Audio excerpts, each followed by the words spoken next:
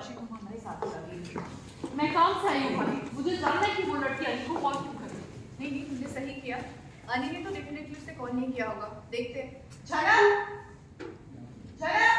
जानकारी है। वो लड़की अभी भी अनिरुद्ध को कॉल कर रही है। हाँ पापा, उसने घर में लैंडलाइन से कॉल किया 2 बार।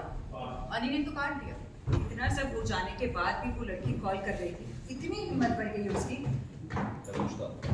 लो आ गई देखा, अब तो लोग एक्शन सबके गुस्सा क्या नया बहाना मारेंगे, अनी का टेंशन और बोले कहाँ रह गई थी?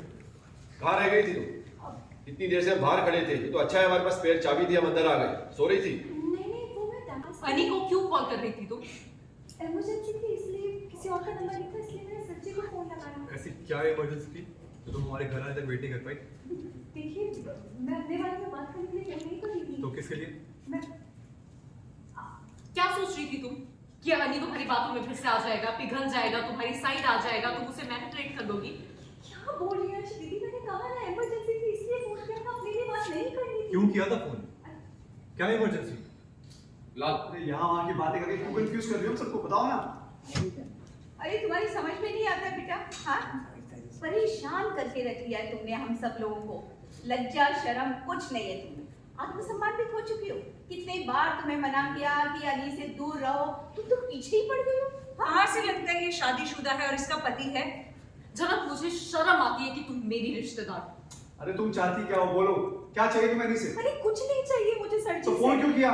एकदम जोक की तरह चिपक के बैठ गई अनी से। कितनी बार तो बोल चुकी हूँ कि इमरजेंसी थी, इसलिए फोन किया था। सर जी से कुछ चाहिए नहीं है मुझे। जनक, बार बार क्या एक ही चीज रिपीट कर रही हो तुम? क्या इमरजेंसी? बताओ ना सबको। भाई इस बात से किसका लेना देना है? आपका लो और आप सबका। क्रेन आप लोग एक्शन विपाशा। क्या? सुनो, घुमा फिरा के बातें करना बंद करो। तब से सबको कंफ्यूज कर रही हो। हमारा तुमसे क्या लेना देना? थोड़ी ना हमें कुछ चाहिए तुमसे। पर मैंने ऐसा थोड़ी ना बोला है आपसे। घी सीधी उंगली से ना निकले तो उंगली टेढ़ी करनी पड़ती है। तुम उसे यहाँ रखना चाहते थे कि तुम्हारी मुसीबत कम हो, और ये यहाँ रहकर तुम्हारी मुसीबत बढ़ा रही है। इसलिए कॉल किया इसने, नहीं तो रुक नहीं सकती थी हमारे आने तक। अरे आप लोग हमेशा मुझे गलत ही समझते हैं।